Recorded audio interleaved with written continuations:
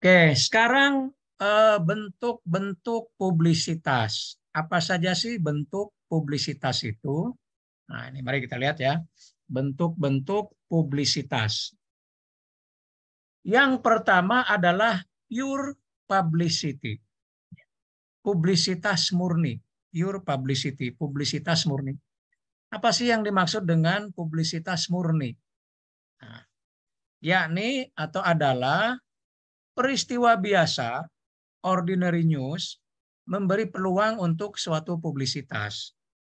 Jadi maksudnya adalah bahwa publisitas murni itu menggunakan hal yang biasa, peristiwa-peristiwa biasa untuk publisitas si orang atau si lembaga, si tokoh atau si partai. Jadi hal-hal yang biasa pun bisa dimanfaatkan menjadi publisitas.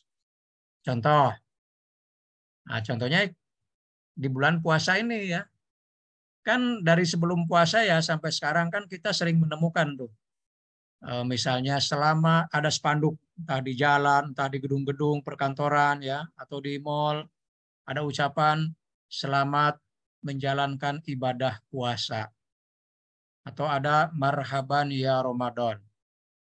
Nah, tapi di spanduknya itu ada tertulis nama tokohnya dan fotonya. Sering kan menemukan seperti itu. Ya, ada nama tokoh politiknya, ada juga fotonya. Kadang-kadang fotonya besar banget, tulisannya kecil. Marhaban ya Ramadan. Nah, itu artinya si tokoh ini atau kalau bisa juga partai ya sedang melakukan publisitas dari peristiwa Ramadan. Peristiwa Ramadan peristiwa yang biasa. Setiap tahun umat Islam bertemu dengan Ramadan melaksanakan kegiatan puasa. Itu hal yang sudah lazim biasa gitu ya. Nah, aktor atau politisi memanfaatkan momen itu dengan mengucapkan di sepanduk. Nah, itu kan kalau ada orang yang baca, oh ini tokoh si A ini atau si partai ini punya apa perhatian nih kepada umat Islam. Gitu ya. Akhirnya kan mendapatkan perhatian, mendapatkan respek dari masyarakat. Gitu. Atau misalnya setiap kali kita ketemu dengan tahun baru, Natal dan tahun baru ya biasanya kan itu ini ya berdekatan ya. Tiap kali kita bertemu dengan Natal dan tahun baru juga sama. Spanduk ada di mana-mana. Spanduk yang ditulis oleh politisi atau yang di dalamnya ada nama politisi plus fotonya di mall, di jalan, di gedung-gedung ya. Dengan ucapan selamat Natal dan tahun baru. Nah, Natal dan tahun baru itu kan peristiwa biasa. Sama dengan Ramadan, setiap tahun eh, manusia akan berusaha kaum Nasrani merayakannya setiap tahun. Ya, untuk yang Natal ya, kalau tahun baru sih hampir semua orang merayakan. Sehingga itu adalah peristiwa yang biasa. Nah, para politisi menggunakan peristiwa biasa itu sebagai publisitas.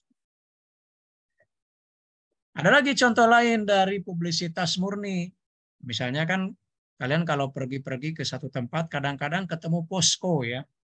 Ya, di pinggir jalan gitu, posko atau joglo gitu ya. Posko itu misalnya dipenuhi dicat oleh warna partai, misalnya merah. Sekelilingnya dicat warna merah, ada logo partai, misalnya kepala banteng gitu ya.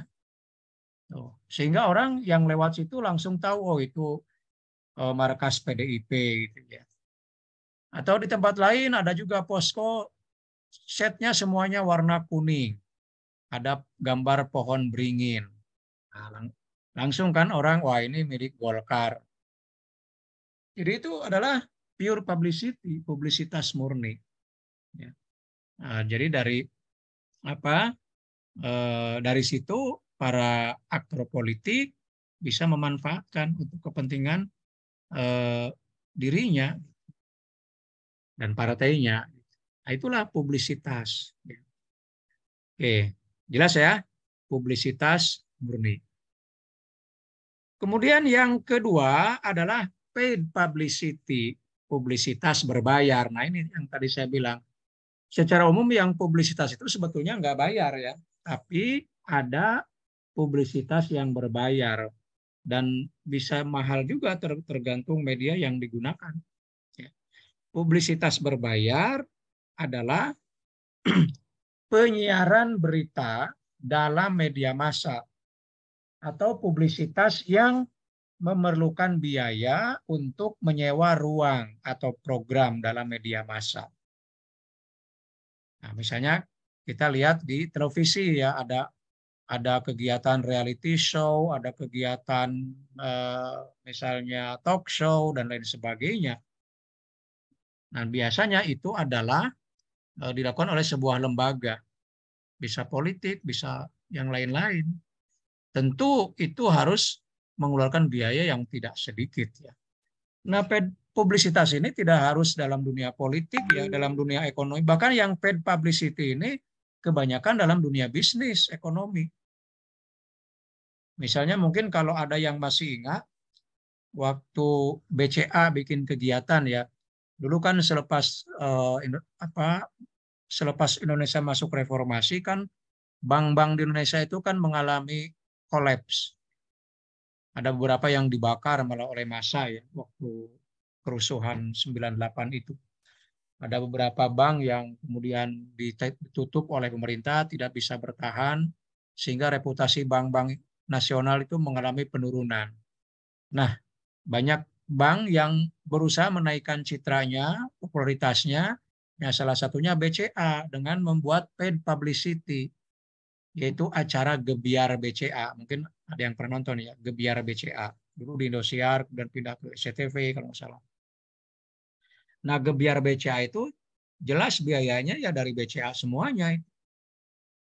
Nah, tapi tentu saja tujuannya ya untuk mengangkat kembali citra BCA. Dan memang kan pada akhirnya BCA sangat populer dan mendapatkan penghargaan atau respon positif dari masyarakat, menjadi bank swasta yang besar ya. Nah, ini salah satunya ya berkat paid publicity di media televisi khususnya ya. Nah, politik pun bisa, misalnya partai politik membuat talk show di media televisi. Ya, tentu partai politik itu harus bayar ke media televisi itu. Ya, tentu biayanya ya beragam ya. Tergantung televisinya, tergantung jam tayangnya atau prime time-nya. Ya. Tuh. Nah, untuk paid publicity ini kenapa dilakukan? Nah, karena ada yang disebut dengan sleeper effect. Ya. Jadi publisitas ini memperhatikan adanya sleeper effect, yakni timbulnya perhatian yang terlambat atau post perception, atau yang oleh ahli komunikasi Hovland, Lumsden, dan Sheffield disebut sebagai post communication change in opinion. Nah, karena sebenarnya ya kalau kita mengkaji, menganalisis pengaruh televisi, itu memang tidak langsung pengaruhnya. Pengaruhnya itu bisa belakangan, makanya namanya sleeper effect. Ya. Jadi bisa tertunda. Jadi tidak pada saat nonton langsung terpengaruh, nggak bisa nanti gitu ya. Bisa setelah menonton, bisa sehari 2 hari baru halayak terpengaruh. Itu namanya sleeper effect. Jadi belakangan pengaruhnya. Tapi kadang-kadang dengan begitu pengaruhnya itu malah kuat. Makanya tetap digunakan gitu paid publicity di media, terutama media televisi ya. Ya itulah kenapa banyak perusahaan ya banyak partai menggunakan media televisi. Ya. Karena pengaruhnya bisa kuat. Nah, dalam konteks paid publicity ini tidak bisa dilakukan secara sembarangan.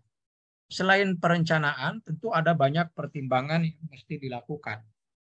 Jadi paid publicity ini terlebih dahulu diawali dengan penelitian. Nah, jadi nggak bikin langsung bikin talk show tentang ini tanpa ada penelitian terlebih dahulu, nggak bisa. Jadi harus ada penelitian sebelumnya dulu supaya nanti begitu menyelenggarakan talk show ya hasilnya maksimal. Ini berlaku untuk dunia bisnis, dunia politik dan lain sebagainya. Nah, misalnya ini kan karena yang sering terjadi dua bisnis, ini diambil dari dunia bisnis ya. Nah, biasanya sebelum dilakukan paid publicity akan diteliti dulu bagaimana kondisi para konsumen, para pelanggan.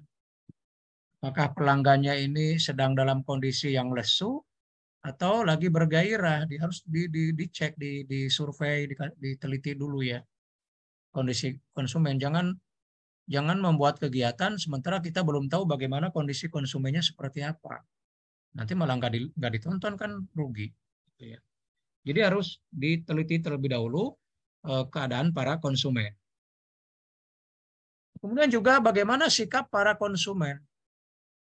Ya, sikap kalau dalam dunia bisnis misalnya terhadap produk, terhadap barang-barang yang dijual. Bagaimana sikap para konsumen? Ya, kan bisa diwawancara, bisa diberi kuesioner gitu ya, untuk tahu bagaimana sikap mereka. Apakah suka atau tidak suka ketika misalnya sebuah perusahaan mengeluarkan produk yang baru gitu ya. Apakah masih suka yang lama atau kalau sukanya yang seperti apa? Itu harus diteliti. Sama juga dalam politik harus begitu juga ya. Jadi partai atau aktor yang mau bikin paid publicity dia harus teliti dulu bagaimana sikap para pemilih ya, para rakyat. Juga kesukaan para konsumen harus diteliti dulu kesukaan mereka seperti apa. Kalau konteksnya produk, misalnya telepon seperti apa yang mereka sukai. Nah, misalnya yang baterainya tahan lama, atau yang seperti apa, atau yang suaranya, audionya sangat jernih gitu ya. Nah itu harus diteliti terlebih dahulu ya. Ya sama juga dalam politik harus diteliti kesukaan para pemilih itu. Kalau tokoh seperti apa gitu. Kalau partai ya partai yang seperti apa yang disukai oleh para pemilih Indonesia. Gitu. Jadi harus cari tahu. Kemudian yang keempat, effectiveness merek-merek barang baru. Nah, juga harus kita teliti kalau produk baru itu kira-kira efektif enggak gitu. Dalam hal ini kita juga bisa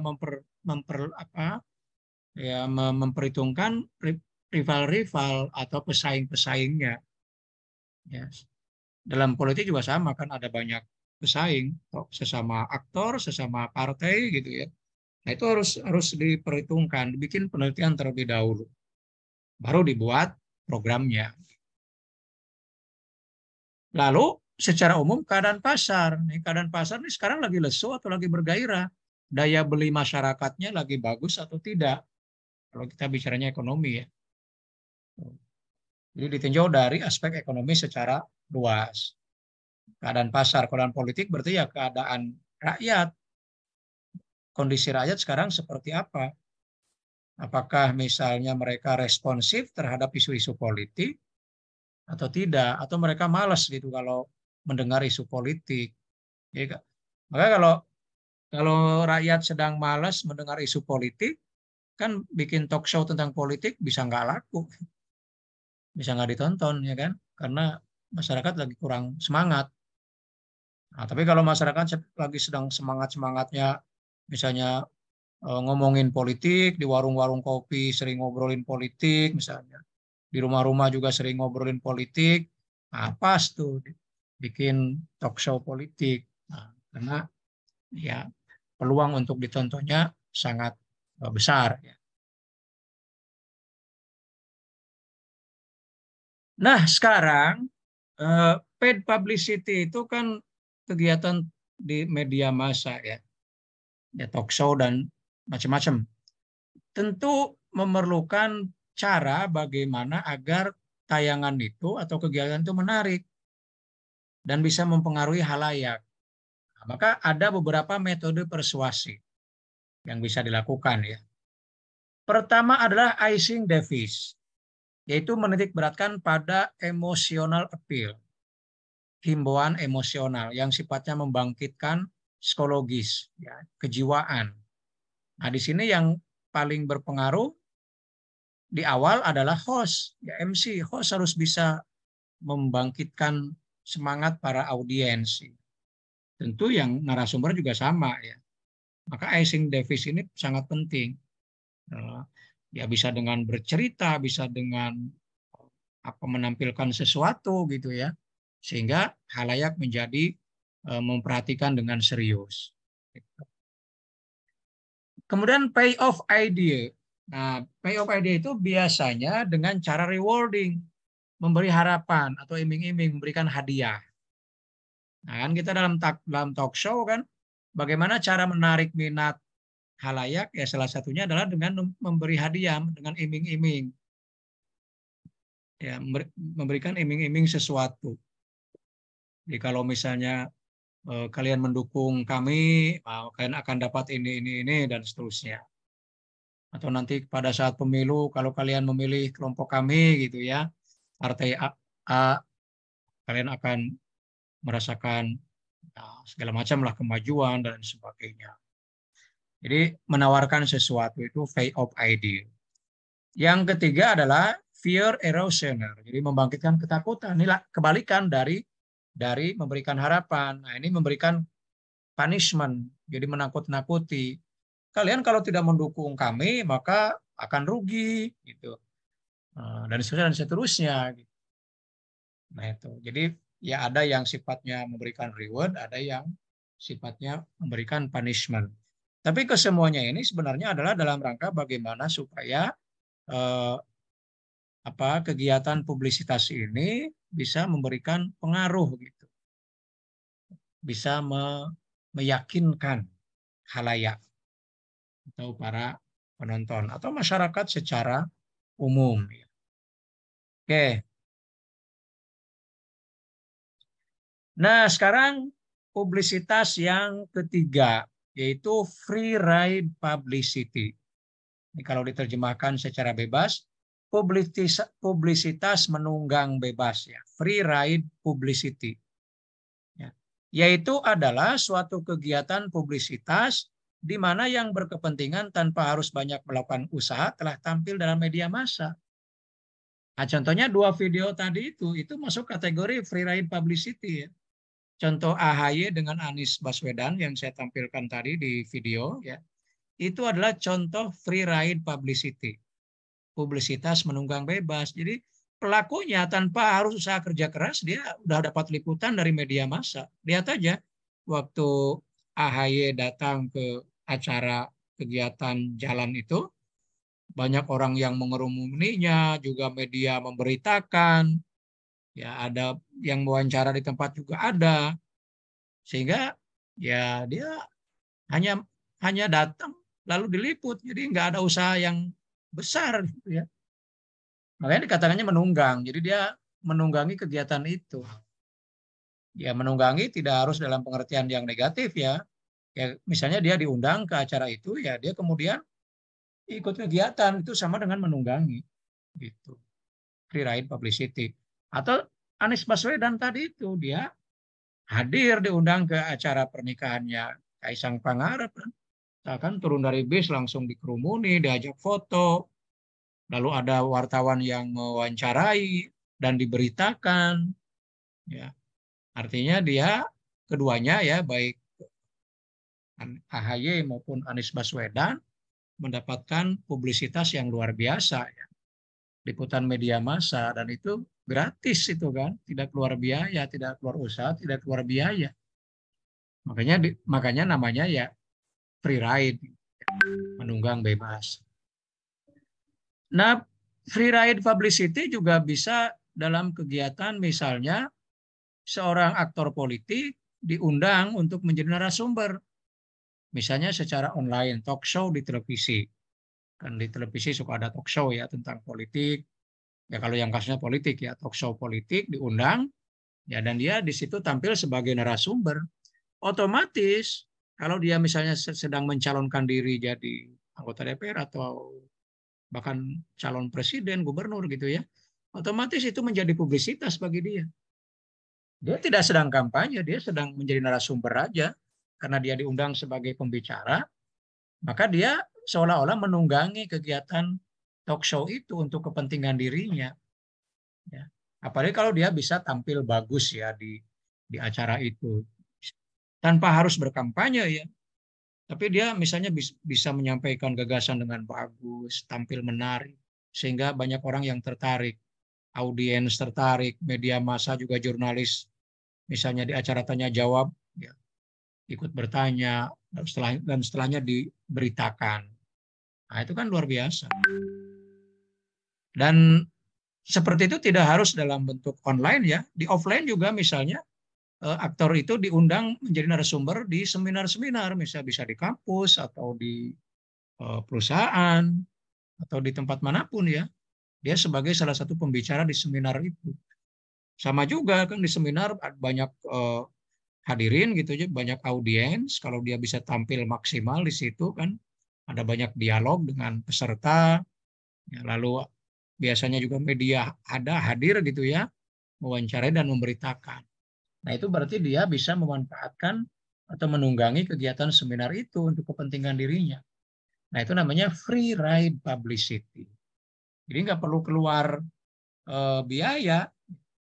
Malah kalau dia sebagai narsum malah mungkin mendapatkan ya dana gitu ya, mendapatkan honorarium dari eh, apa penampilannya sebagai narasumber. Dia dapat dapat eh, bonus banyak gitu ya. Dia dapat publisitas, juga dapat honorarium gitu.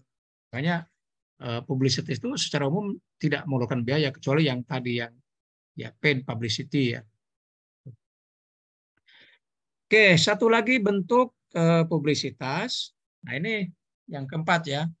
Tie-in publicity yaitu kegiatan publisitas dengan jalan menggunakan sesuatu peristiwa penting atau suatu peristiwa yang menggemparkan atau hal-hal yang tengah populer di kalangan rakyat. Nah, ini tie-in publicity ini kata kuncinya adalah peristiwa besar ya yang menggemparkan.